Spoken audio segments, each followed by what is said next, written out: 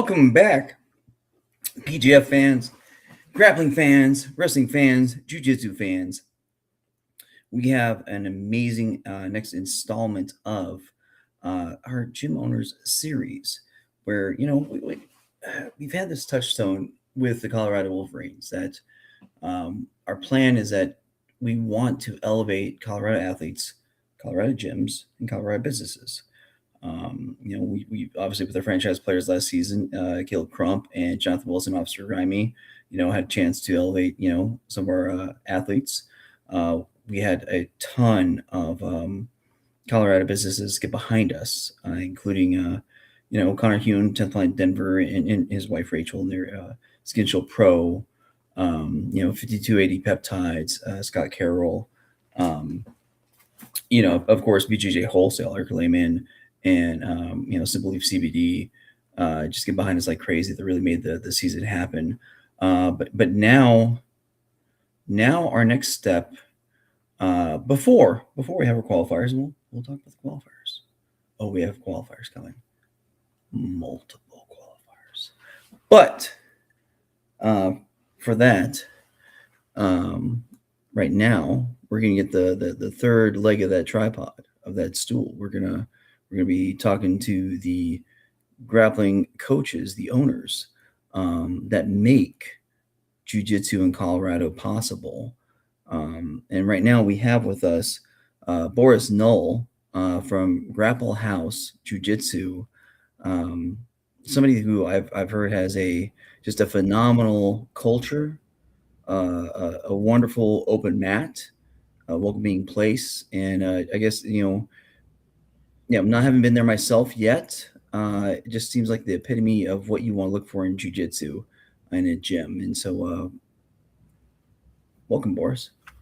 Thank you. Thanks for having me on. Yeah, me and my wife Justine are the owners of the Grapple House in Littleton, and we've been open about 2 years now. So it's a great time.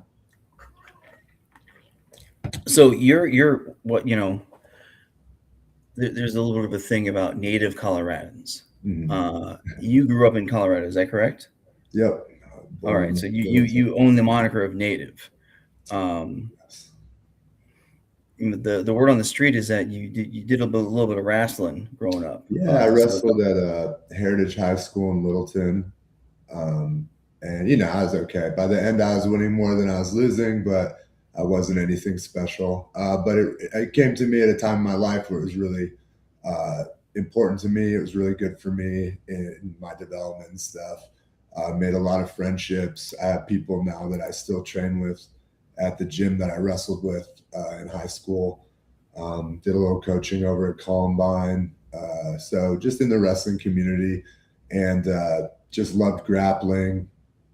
But didn't really know exactly what, didn't have jiu-jitsu yet on my mind after college, kind of floated around for a while. And then jiu-jitsu also kind of came along at a perfect time for me where I was like, I don't know what I'm doing, and needed something to kind of give me an anchor in my life. So, yeah. That's a fairly common theme. I think we hear across jiu-jitsu. A lot of former wrestlers that kind of trying to scratch that itch, and then they find jiu-jitsu, which is just hey, let's be honest. I mean, I'm pretty sure I got a few years on you. Jiu-jitsu is a little more forgiving than a pure wrestling situation. What was your transition to jiu-jitsu like? Where did you train? So I started at Colorado Jiu-Jitsu. It's in South Littleton, about 12 years ago now. And it was good. Definitely used my wrestling more at the beginning. And I remember the first tournament I did, I was winning, but I was winning like 2-0, just taking people down, staying on top. But the feeling of your forearms being totally pumped out, lungs burning. It's like, all right, this is familiar.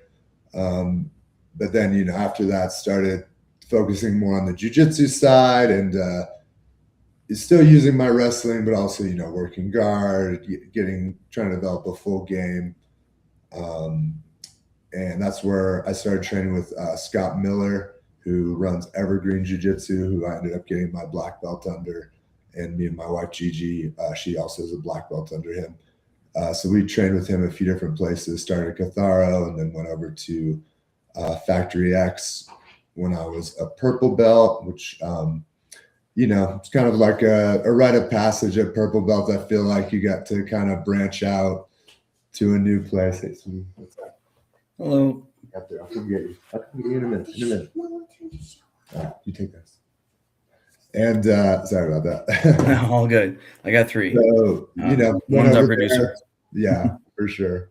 So I went over there, and that was great to branch out. Started learning leg locks a lot more there. Kept training with Scott. Got to train with a bunch of UFC fighters over there, like Brandon Royval and Youssef Zalal, a bunch of really good killers over there.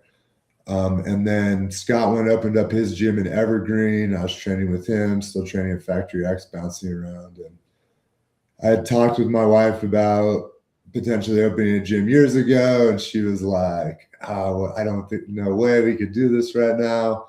But we re-brought it up, and we were like, actually, I think we're in a good position that if we're going to do it, it's time to give it a go. And that's kind of brought us here.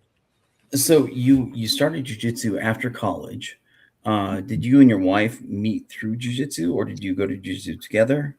No, we met in Breckenridge. We were both living up there, working at the resort, and then moved back to Denver. And we were already married. I started jiu-jitsu, and then she started maybe 6 months after me. Okay. So yeah. So if she hadn't started training, for sure, I wouldn't have been able to train nearly as much as I could. So, and it's such a great part of our relationship as well. I know a lot of people sometimes have a hard time rolling with their significant other without fighting, but we have a good time. I love training with her, and she's super tough. So. No, that's amazing. Kind of reminds me of Brand McCatherine and Lindsay McCatherine. I mean, they started jiu-jitsu together. Actually, they started oh man, I forget the art. It was a different striking art first, Mm-hmm. And then they both went to jiu-jitsu. And obviously Brandon, there's a little bit of he focuses on things very hard when he's excited, like a lot of us do. And so he's a little bit ahead of her, but I mean, that's amazing. You have that bond between the two of you. But you started after college. And so the word is that you not only college, but you're actually a certified public accountant, a CPA. Is that correct? Yeah, I'm a CPA. I've spent 7.5 years doing taxes full-time in public accounting for like private equity funds and venture capital and stuff like that. So it was good, and they gave me money. This is the chief benefit of that. But all the sitting wasn't great, and I just didn't want to keep going down that same trajectory that I was on. But I'm still got a little book of my own clients that I'm building up on the side. It's been so it's definitely useful for me to have with the gym a few different kind of pots going. So I got that. My wife has a wedding photography business, and we have the gym. Nice. So, kind of a bunch of pies to make all the ends meet. No, that's smart. Multiple streams of income. That's the smart folks. I just remember Matt Elkins, president of the Twisters, talking one time. Like, he runs Synth Planet Birmingham. Like, I'm gonna have the most money, but I can wear flip flops, to class and for most of my life, and I can just chill out and have a old SUV and be happy, and why mess with that? So I mean, fair to say that you would, if you're on a Zoom call right now, if you're a CPA, like that was your main gig, probably be dressed a little differently. Post COVID, you'd be surprised how loose things got, but it was. But nothing beats kind of being your own boss, and not having to answer to people on a regular basis. Was there just a boiling point, a camel, straw that broke the camel's back point that just said, you know what, I can't do this anymore? Do you have that kind of office Uh, space, like burn it all down moment? yeah, after my daughter was born, I changed jobs and went from like one busy season straight into another. And then it also, I couldn't train as much for like 3 months, like transitioning over. And I was just so depressed. I was like, oh my gosh, this can't be what I'm doing for the next 40 years. So it was really a combination of not being able to train and then working so much. I was like, I need to train. That's my mental illness. So yeah, I was like, gotta make sure I get my mat time, or everyone's unhappy. No, I completely get it because I tell everyone that jiu-jitsu is a meditation in motion. Mhm. It's my mental health cure as well, 100%. If I didn't Yeah. have that, I would. Well, I don't want to think what I would do. But again, we mentioned earlier before, but Grapple House is renowned for having a bit of a different culture. So, what is that culture, and how do you cultivate it?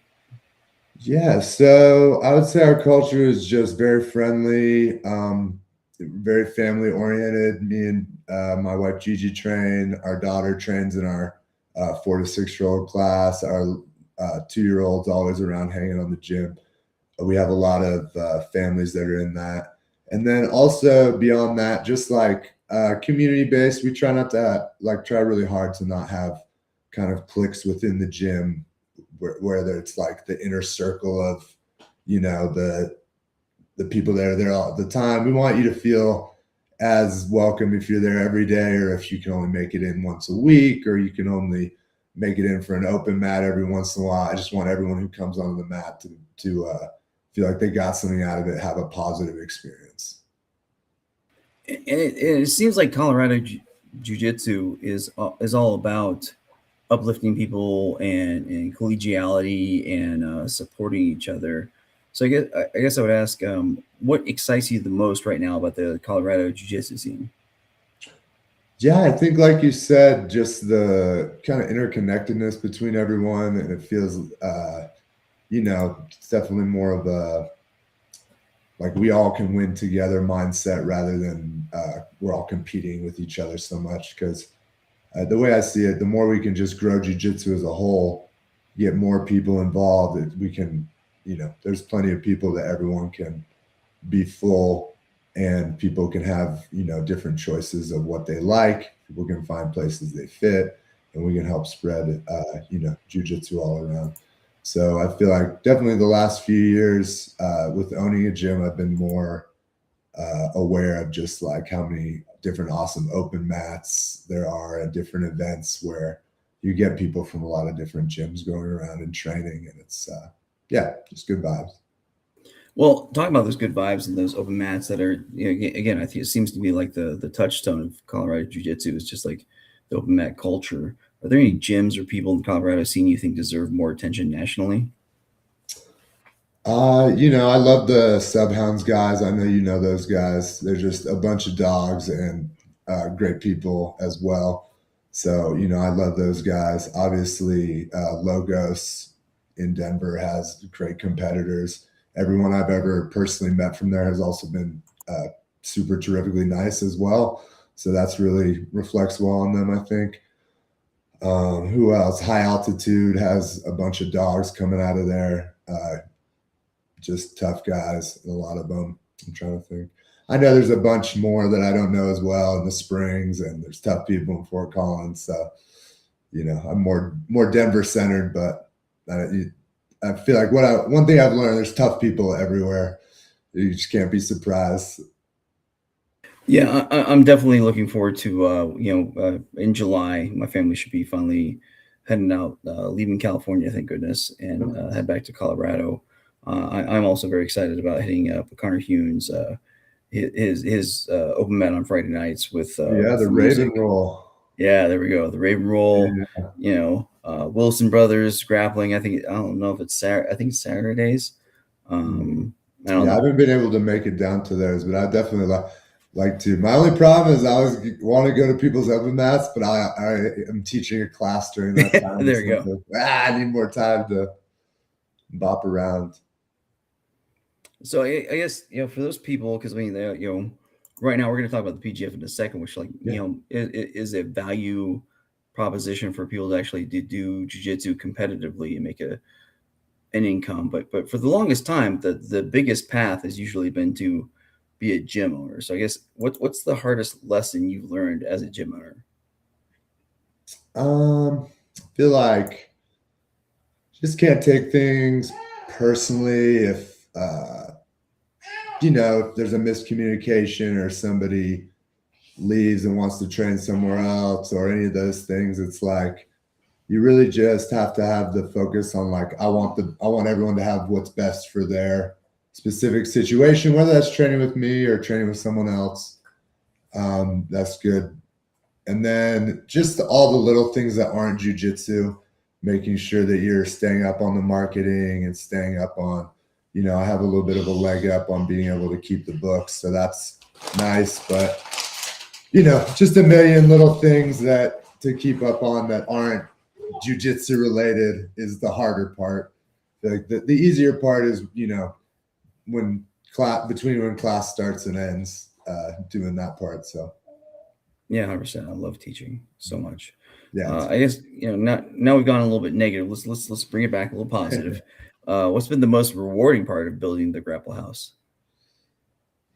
I feel like just building relationships with people. When you see someone 3, 4, 5 times a week, week after week after week, you just you can't help but get close with them, especially when you have shared interests, you're grappling together and sweating on each other. And with my closest friends is where I'll get the gnarliest on the mat. You cover your mouth, give you a little neck crank, any of those things, which they do the same to me. I'm totally good with it. But it's fun when you have people you train with a lot and you're comfortable with each other. You can try things and it's good times. Yeah, I'll just say personally, it's a huge part of my life. Having made it that way, because when you leave the military after 20 years, it's really hard for a lot of people to disassociate that way. Like, because like, who am I now? And so it's been a very value added to add jujitsu and in this community. No matter where I've been, everywhere I've been stationed, people have been very welcoming, and that becomes my network and people that care about me and I care about them. And so I completely feel what you're talking about. Yeah, definitely gives you openings. I've trained in places all around the world, and people tend to be the same in most gyms, same kind of people. And if you're there to train, and they're usually down with you, so it's really cool. And it just checks so many boxes. The physical, the mental, the social. Building skills, all those different things, competing if you want, just so many different ways that you can benefit from jiu-jitsu. So I guess, having been somebody that's been, got 12 years in or so, what do you think makes someone succeed long-term in jiu-jitsu? I think you just got to love it. You get the stereotype of people dropping off after blue, and it's like, yeah, I get that. You're not everyone wants to dive into one thing so deep, or they want to try different things. But I always say, jiu-jitsu isn't for everyone. Not everyone's gonna like it. Not everyone's gonna want to do it, but it could be for anyone.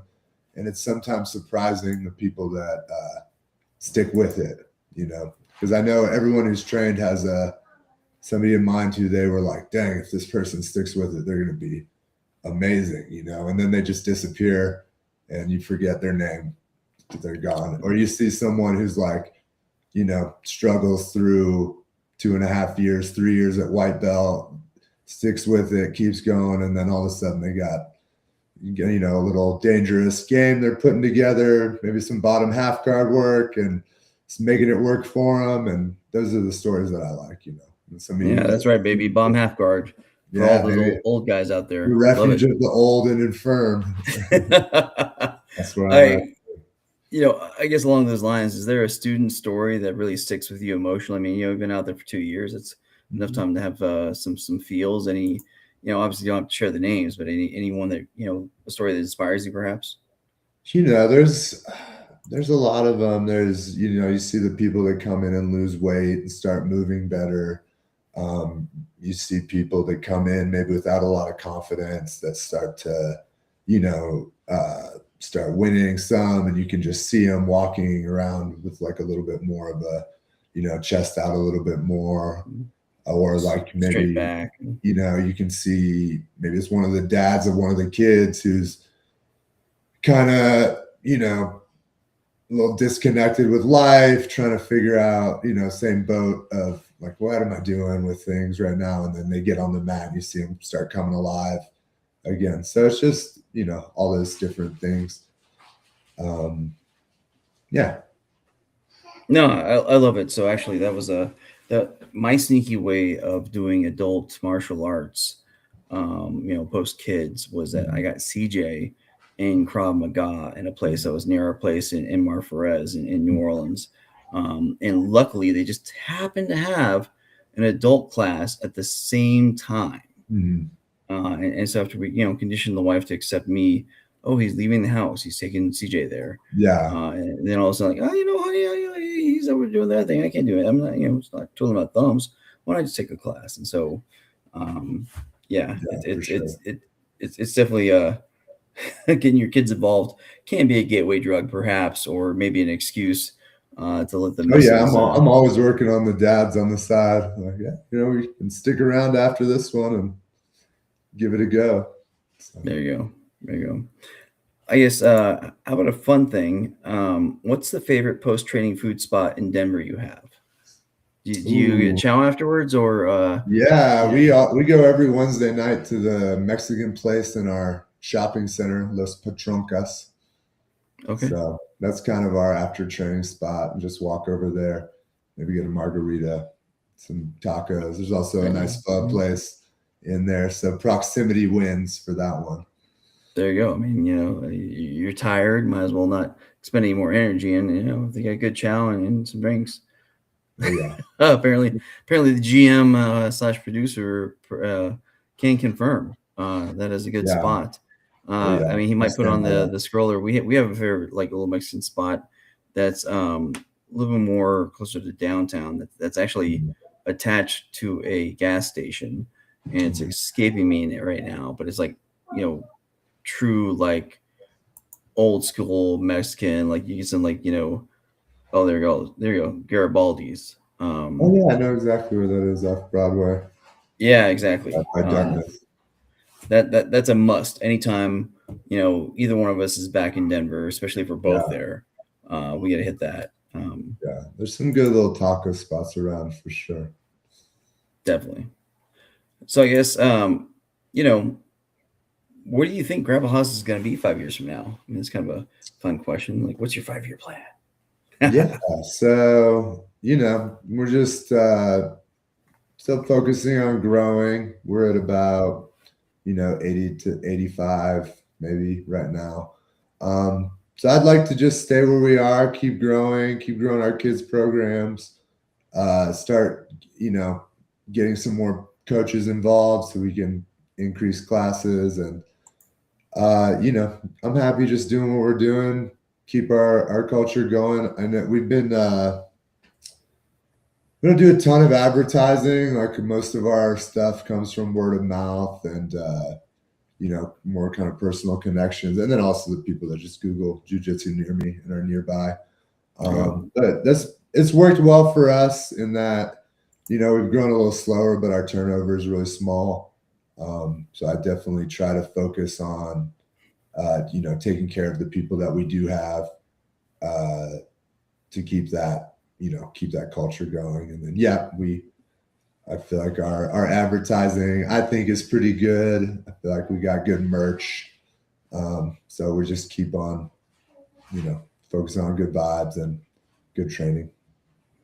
Yeah, definitely love the logo, and it seems like the vibes are really great. And we mentioned right before we came on that you might just be my gym, because admittedly, like you just said, like, proximity, it has a value all its own. Yeah, for sure.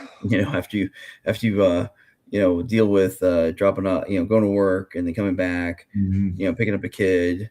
I'm sorry, dropping off the kid before you go to work, or two, go to work, come back, pick up the kids, drop them off at sports, come back. It's like When you're white anytime you knuckling get it through traffic to training, like, yeah, exactly no fun. 100%. So that's what I always tell people. You got to find something that's convenient for you that you can fit into your life. Can't be too easy. aspirational at first. Yeah, exactly. I mean, it's just like, if you just remove the barriers from your willpower, having to like power through, like, oh man, do I have to go across the whole city and like white knuckle it on the road the whole time as I'm frustrated? Like, Yeah. I don't, yeah, but Which is funny because on the other hand, I was like, yeah, I did that all the time, but I realized not everybody's as weird as me. So you can, and God bless everyone that can. I don't know. I'm one of those 6 a.m. guys that like gets it in before like before the family can have a vote, before work can have a vote. It's just me and the other dads mostly, and because a couple of crazy like youngsters. Mm-hmm. Yeah, it's funny that the different training times have kind of different personalities. You like the before work people, the lunchtime people, and then all the nighttime people. It's interesting, the dynamics. Yeah, definitely. It was funny because, like, when Gio Martinez gave me a brown belt, he's like, "Yeah, if you haven't been at 6 a.m., you probably don't know this guy. You gotta get a full time job. Gotta after work. It's like I said, pick up kids, take them to all the sports, etc. So Yeah. So I mean, talking about like one thing we kind of mentioned a little bit is like the Colorado Jiu-Jitsu is evolving kind of like this ecosystem. What do you think it would mean if, for Colorado, if we started producing more major grappling events and organizations locally? I mean, I think that's great. Anything to grow the sport overall. And I love, local events are great to get the gyms involved. I feel like is the real thing. I definitely remember when they first started having the Fight to Win pro events. There was nothing like that at the time. It'd come around maybe once or twice a year and get somebody from your team on it. And you'd be like, get 30 people down together and go cheer them on. So it's always a great environment to have those events close by where the gym people can come out and, make it a whole event of it. Sure, definitely. Have you been following what the PGF, the Professional Grappling Federation, has been building? Yeah, I have been. I was having trouble catching a lot of them this year just because I'm always teaching during the broadcast time, but definitely was rewatching it. I'm watching as many clips as I could. I really like the format and, kind of you get to know the people over the season rather than the one-off event format that most grappling does. So definitely cool. Yeah, definitely. I mean, that's one of the beauties of it, like you said, is that because you have weeks of seeing people, you can actually see the storylines, and if you have a bad day, okay, now what you gonna do? Are you gonna be Wolverine and step up, or what you gonna do? That type of thing. I guess obviously. He let a few pass, but like obviously, I am the owner of the Colorado Wolverines, and noted, TJ, noted. I guess what excites you most about the possibility of Colorado having a true professional grappling team identity through the Colorado Wolverines? I mean, I think it's connects back to what we were saying, where you can have members from different gyms all on the same team. Really just kind of can bring the community together. And then as well, it's cool, grappling is one of those sports where you can still see and interact with the people who are on the like professional level. So, I know it's cool for me to see like Caleb on there who I've trained with and stuff. And so I know that's always cool for people when you can have that personal connection to something that you're watching rather than being like, oh, they're over there and I'm over here, which I think is a cool part of grappling. You don't really get in other more developed sports where the professionals are more off in their own space. So Oh, completely. I'll tell you, being part of the PGF for so many years, I've been dumbstruck with all the people around there, like the legends. I mean, meeting Hoist that like Yeah. pretty much made it happen here. Having conversations, a lot of conversations with Eddie, Bravo. Because I have a lot of 10th Planet guys, and then I was Mhm. first raised with 10th Planet, and I am now with the Freaks in the Oceanside. Yeah. Just yeah, it's wild. Like you said, like we're still at that point where you can actually go talk to a legend of the sport, and they're just chill. Yeah, You for you can sure. go train with them. You can do all kinds of crazy. It's amazing. Hmm. So one of the things I'm excited about, like we talked about, like with Colorado athletes, because like I said, that's kind of one of the things we do. Colorado athletes, we want to support them, gyms, businesses. But right now, uh, we're about to get started. I mean, it's crazy. It's already around the corner. We like literally like last month we ended, and we're already talking about next season. Yeah. It's wild.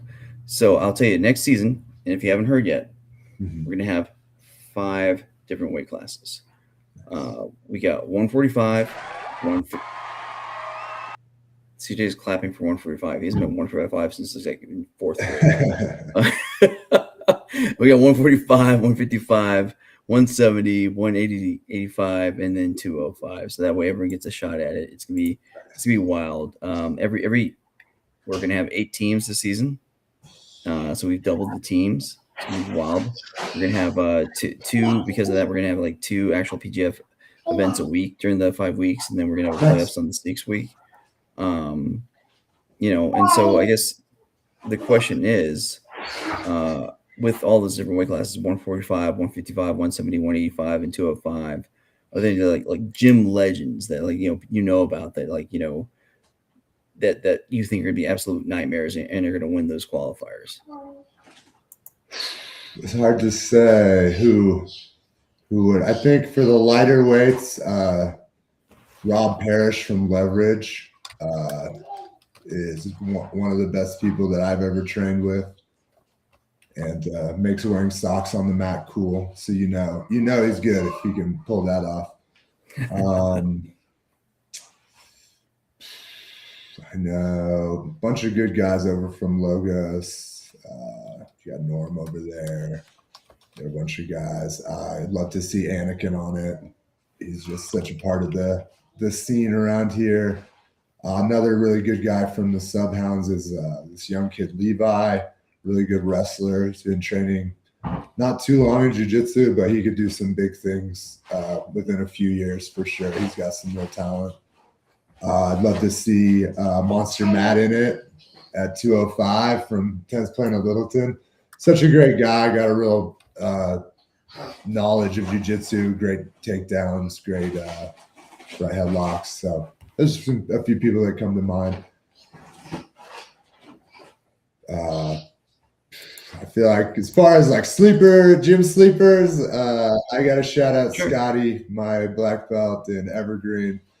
He's I don't know that he wants to compete anymore, but everyone who's rolled with him knows he's an absolute dog up there. So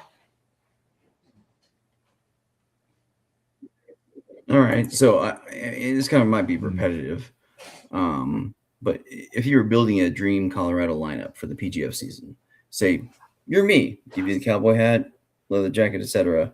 If you were drafting, your preferred team from Colorado, if we went Colorado pure, all right, what you got? At each rank, 145, 155, 170. 185 and then 205. I mean, I think you got Monster Matt yeah, at some Monster 205. I Matt heard in that there. already. At 145, there's this guy Benny out of Logos. Super tough. Benny Raton, I think is his last name. Super tough guy out of there.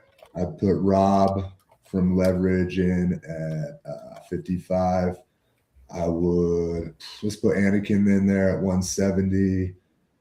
At 85, maybe we could do Caleb again, or if you get Avery from High Altitude as well, just absolute beast over there. And then Monster Matt at 205. And then also I would put in Norman from Logos in one of those spots. He's a obviously decorated competitor. You see him at all the stuff around here. So I'm just surprised because, like, and granted, I'm out of shape and old, so I didn't go against him, but like just meeting oh Avery my at god, he's Hama, like a like superhero. 185. That dude is Yeah, like ripped up. yoked. He can make 185. I mean, maybe two of them. Who knows? I mean, I remember. you've I got an can't old remember. I wrestler, remember being shocked at the weight he was competing at, though. I was like, "Whoa, he can make that weight." So who knows? So I guess another thing we're talking about, because this is unfortunately a surprising thing I found. So, for example, like I said before, I'm currently at 10th Planet Oceanside because I'm stationed at Camp Pendleton. I live in Vista Oceanside border. It's right down Oceanside Boulevard. It's great, and it's also a phenomenal school. But I've been like insanely surprised about how little people have followed the PGF, even though, like, for example, season 7, we had the two Kyles, Kyle Bame and Yeah. Kyle Chambers, both 10 Planet freaks, and like the vast minority of students actually like knew what was going on, asked me about it, because like I'm like, dude, I'm a commentator, and I'm your training partner. Do you think Colorado athletes, pardon me, would buy into representing a true Colorado team identity? Is that what we need to get people like behind our PGF team? I think that would be cool. It's always hard to figure out how to market an event effectively. There's so much competition these days, just for entertainment in general. So I think that's just a big question. How do you get that hype building and at the right time, to get people on with it? But I think having those personal connections is helpful. Obviously, more teams, you can bring more people in to see it. And then, I personally think some kind of like format like the pit, they do at CJI, where you have less stops, makes it much more interesting. I feel like that's one of the toughest things with professional grappling events. You'll be on like a raised platform, which I feel like is the toughest, because you go flying off the edge. Or Yep. So and even a cage isn't as great because it really changes a lot of the dynamics. You can get stuck up against it; can be hard. But so I think just keep trying different things to keep it exciting for people who aren't personally invested, because I feel like there's kind of two groups of people that are watching: people that train and are personally invested and maybe know people and stuff, and then how do you bring in more casual people, based off maybe just the product rather than their own affiliation with it. No, completely agree. And the pit, or I forget what it was called in CJI. I was at the first one. I got lucky. I won some tickets. But it was funny because of that raised surface on the side. The quote unquote VIP seats were actually some of the worst seats around, because you're like on that level and you couldn't really see in what was going on. I was on the next level, which was just about right, because I had that.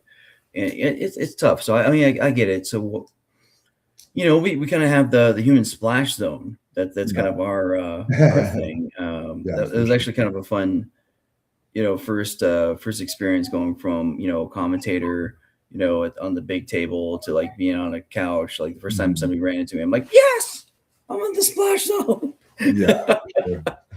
So I get it. We're trying, but I think I can't say where we're going to be next season, but it's going to be amazing. It's going to be a big upgrade. I'll tell you behind the scenes after we finish up. But I completely get you. I mean, the PGF's all been about non-PGF competitors enjoying it, because like 6-minute matches makes a fast pace. Yeah. Sub only as far as like getting points, so like who actually won. Like, Yeah. I mean, I don't even know what the hell an advantage is. What is that crap? I mean, who knows? Let alone try to explain that to somebody that doesn't do jiu-jitsu at all. So yeah, I mean, it's all about it. Like the shot clock to make sure there's actual like progression. I mean, it's all about it. Yeah. I think those are all. Yeah, those things are all great because you just see you see issues across events, and it's hard to figure out how to fix everything, and then you make one rule or whatever, people figure out how to game it, and you're like, I didn't think people would do that. What's going on? So no, I definitely like where everything's going, and you see it in more developed sports like wrestling or judo, where they've got pretty strict criteria forcing the engagement, so which it seems like that's where jiu-jitsu is trending as well, more towards that, more forcing engagement. Yeah, I mean, the PGF is all about the action, having it be fun. I mean, just the I think we were the first like promotion that actually had a camera on a gimbal, walking around, so you could actually see what was going on, as opposed to like some of those promotions that had like, hey, I'm watching two guys' butts for like 5 minutes. Thanks, guys. That's amazing. No, it's amazing. It just means you're loved. And cherish that, man, because like at some point they're gonna stop asking you to pick them up, and it's gonna be heartbreaking when you realize that you missed the last time they did it.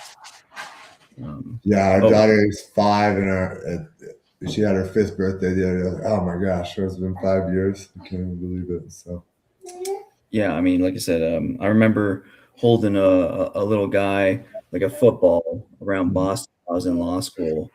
Telling the drivers of the T like backdoor carriage, taking a Boston Common all around, and now he's bigger than me and producing our podcast. So, it's goes like that, man. Oh, there we go. That's amazing. It's now I just gotta look forward to grandchildren. Not anytime soon, CJ. Not anytime soon. A few years. But I look forward in the future. Yeah. Pardon the little detour, guys. Sorry about that. But I guess a few closing things. I mean, I guess one, obviously you know that you're a small business owner. You opened the Grapple House. You come from a great background with that, with your accounting background. I am. I've just been a Marine for 20 years, and I'm a lawyer for the Marine Corps, so a judge advocate, but I've been able to be entrepreneurial for a long time. Do you have any recommendations for the Wolverines as an organization, as a team? And what would you tell me? I mean, we'll do it publicly.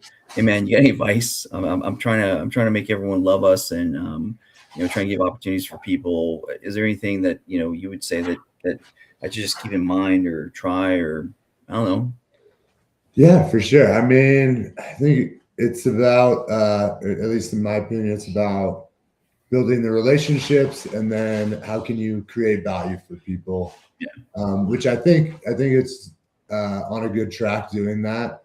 So I think kind of continue, and then it's also just, everything takes time.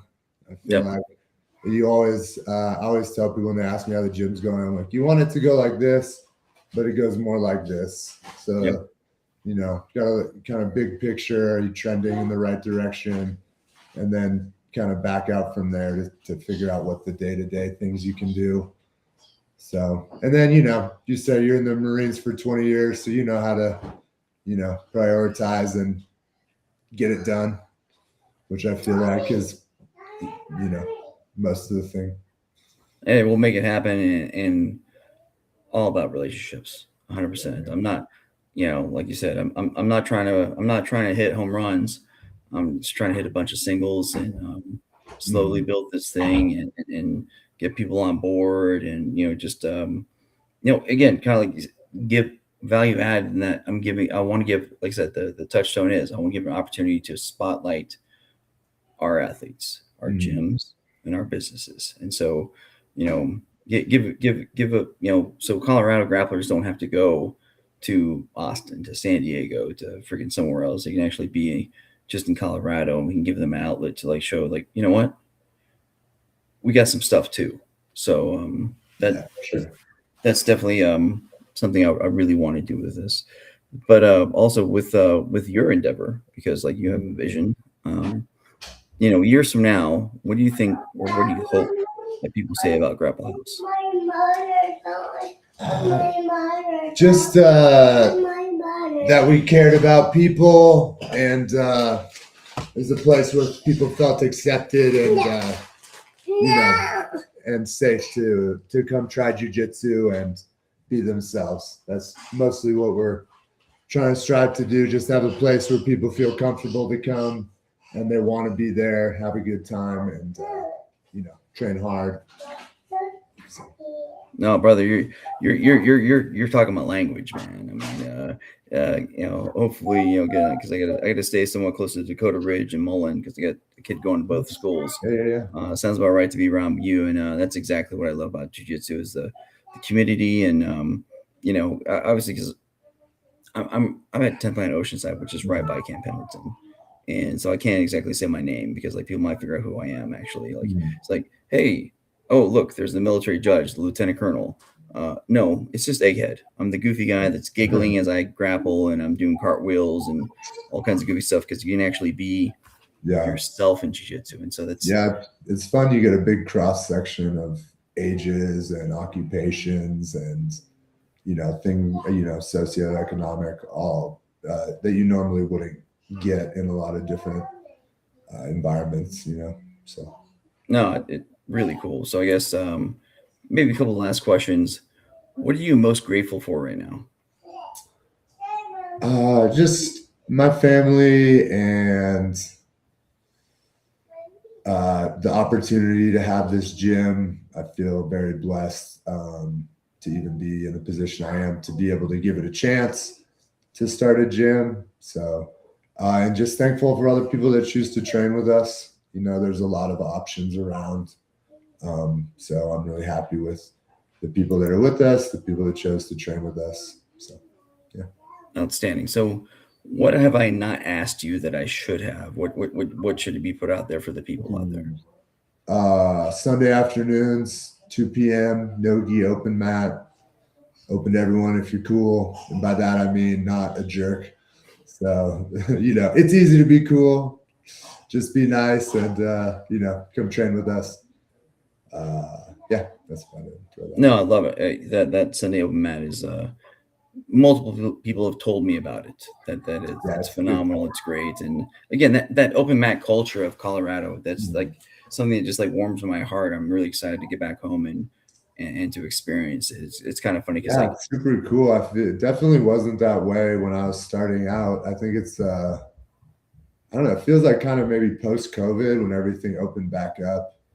It's just like people were more down with training, cross training, and doing all that stuff, which I love it. I'm all for it. So just happy to be alive and in business, and like, hey man, we all made it. Let's keep this thing that we love going. And that's so funny, because like, I mean, COVID's why I got involved with the PGF, because like all North Carolina was closed down. We had orders in the Marine Corps, we couldn't train, and the lifeline I had was the PGF. That was that Brandon started, and it was every Friday night. And so it was like the little bit of methadone, being in the chat was like kind of like the family, the community I missed from training. It meant a lot. So I love everything with it. So pardon me, just because somebody's got in here a little bit late. I'll just catch up real quick.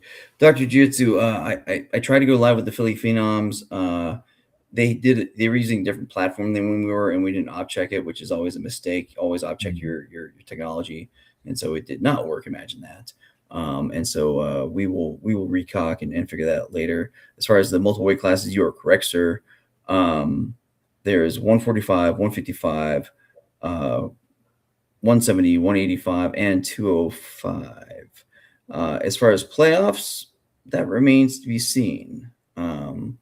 I mean, I am an owner, so I'm privy to the owners' meetings and chat and stuff. There's some different ideas out there. Hypothetically, you could either have like a bunch of like small brackets for each weight class, or you could do an absolute. And so that's just throwing out hypos out there. And the question, I guess, yeah, Boris, what do you think? So if we have, so each team, I can say this at least. This is I'm allowed, not double secret probation. I'm allowed to say this. 8 teams. Each team will have the main roster from like representing all of those guys. So if we had the option of either doing the top half of each weight class ends up in like a 4-person bracket for individual playoffs, or if we had just the top 16, so the top half, if you will, of all the weight classes, whoever scored the most points, if they could do an absolute, which do you think would be more entertaining? And chat, feel free, Dr. Jitsu, to weigh in here as well.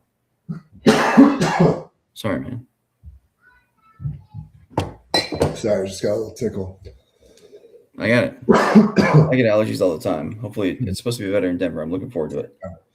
So I think it would be cool, maybe do a playoff for each weight class, and then maybe each team sends a wild card for an absolute bracket or something. Ooh, a third option.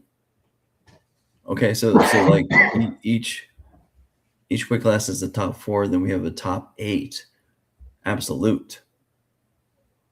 Okay, CJ, write that down. We're gonna have to talk about that next Tuesday. No, Dr. Jiu-Jitsu, if we're gonna do an absolute, it's gonna be an absolute. And the fun thing there is like, what? And here's the thing, like traditionally, the lower weights score more points. And so there might be a lot more lower weight guys than 205ers in there. I mean, granted, like in season 7, like Ryan Aiken ran away with it. Like, he got like 58 points. But after him and Michulovic, there's a big gap. So anyway, Boris, I've kept you. I've now made you start, getting allergies and tickles, etc. I guess I would ask, we'll ask you to stay around in the back for a little bit, but like, you shout out your gym, your socials, whatever you'd like to shout out to folks right now. Yeah, we are Grapple House Littleton. Our Instagram is _Grapple House. We're really active on there. So those are our 2 main ones. Nice. All right. Well, I'm really pumped. Thank you for sharing this hour with us. I love hearing about your story. I'm jealous of you and your wife both being black belts and both having your own gym. Those are like life goals. I got to be in the coal mines, being an attorney for a few more years to get the kids through college, I think, before I can do that. We've had that like lifestyle creep that I gotta keep paying for. But hey, I'll train under you and learn the business and some jiu-jitsu, and hopefully join you someday. Actually, I'm probably not, because I mean, I'm gonna be the owner of the Colorado Wolverines until I die. I'm like Charlton Heston, man. I'm like, for my cold dead hands.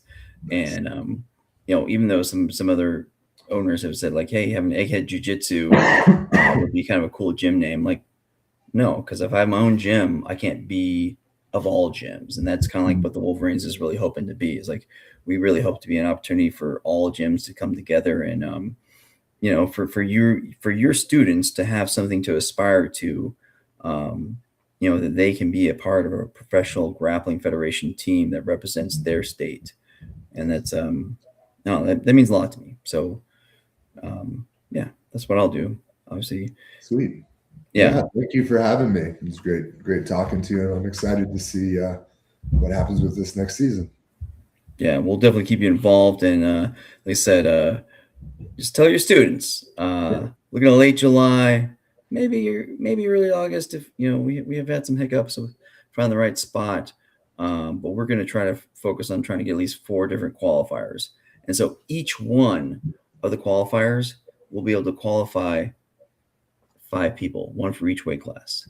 Cool. So we can really build the bench of Colorado athletes Yeah. that are eligible for the draft. Doesn't mean they're going to make the teams, Yeah. but they're at least going to be in contention. And my goal and my intention is to give them the full PGF treatment as far as the qualifiers, so they get great video, and obviously the folks to the rise to the top have some storyline behind them, so we can market them. So even heaven forbid that we can't draft them, I'd still love for more Colorado athletes to be on different teams, whether it be Lauren and I were supposed to go online earlier. She's like a little sister to me. Lauren Braun from the Philly Phenoms. I mean, Lloyd Weidman from St. Louis. Super excited for them, and all the owners. I mean, I think we all really, I think, kind of like the jiu-jitsu gyms in Colorado, we've all realized that all the PGF teams, we're going to talk a little bit of smack. Mhm. Maybe Lauren and I talk a little bit more because we like having that fun. But we all realize that we all lift each other up, and it's all about winning together. But Boris, again, thank you for the time. Sit back. We'll talk a minute. I'll give you some behind the scenes, like a little bit of like double secret stuff if you want. Yeah. And I'll wrap this up. So thank you very much, Boris. Yeah, thank you.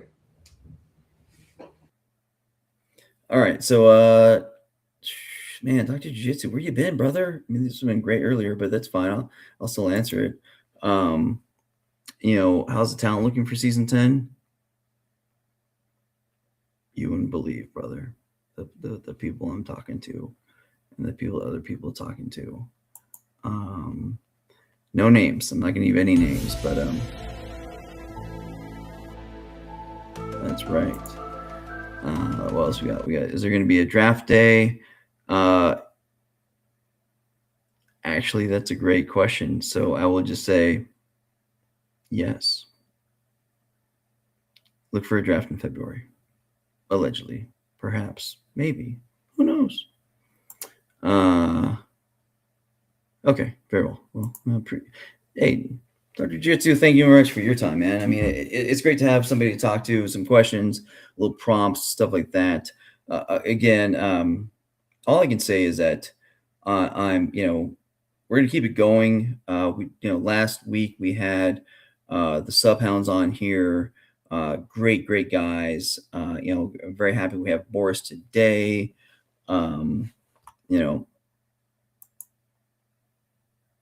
Oh, pardon me. And so we got Cody from High Altitude Martial Arts, the Hama, coming on. I think we're gonna switch this to Sundays, guys. Just a little heads up. We're gonna be going to Sundays. It seems like it's a little bit easier for people. Friday's gonna mess people up, so we're gonna go Sundays. And if we go Sundays, we might have another co-host coming back. Or, well, he's been on the podcast before, but he's gonna be co-host now. So look for a little Donald Rose now. Let's come on here and help us out. But if you're a grappler in Colorado, you can be part of the Colorado Wolverines. And even if you're not on our team, you can be part of the PGF. So like I said, every tournament we run before the season is a qualifier. I just had that cleared this last week, and so you heard it here first. I'm going to start running as many as I can. I think I can do 4. We're working on like securing a spot, doing it all right. We want you to have an amazing experience. I wanted to make it fun for everyone. I'm pulling the curtain back a little bit. July might be a little quick for us. I don't know. We might have to de-scope it and just do a qualifier. But after that, and maybe even in July, I want to have a tournament where we have, all the future Wolverines, the kids have a chance to get out there. Because, I mean, man, if you saw Violet Goodnight, our PGF princess, that was the cutest thing you ever seen. If you haven't seen that at all, go to PGF World on YouTube and check out the playoffs, because that warmed everyone's heart. And she's a rock star. And I've talked a little bit to her family. We're gonna see about bringing her out like a celebrity, maybe sign some autographs. So or maybe she'll just compete and win some more belts, prizes, etc. Other things, just throw it out there. Everyone, every week, well, I eventually settled on that the guy that got the most points per season per week would get a special engraved K-bar, because Hoorah Marine Corps. And obviously it's kind of a special thing, to the warrior ethos, etc. And so I'm thinking that the expert divisions for men's and ladies might just begin engraved K-bar, and for the kids, obviously we're not going to give them large knives. I mean, if you train them that way, I'm okay with you giving them large knives. I'm not going to, because I don't want that liability. We'll give them some really cool stuff. But honestly, I want this to be an amazing experience for everyone. And if you have any ideas, feel free to reach out to us on the socials. Colorado Wolverines, basically anywhere. Instagram is probably the easiest way to get a hold of us. Give us ideas. If you have venues you think we should use that you think would be amazing for a lot of people, let us know. It's better when we all work together. We've learned that, I think, like we talked about today. But all right, I'm just meandering now. Right now, I just got to end it up. So saying hey, we can't all have 20-pound brains, but I'm going to do what I can to help you out with that. And see you next week.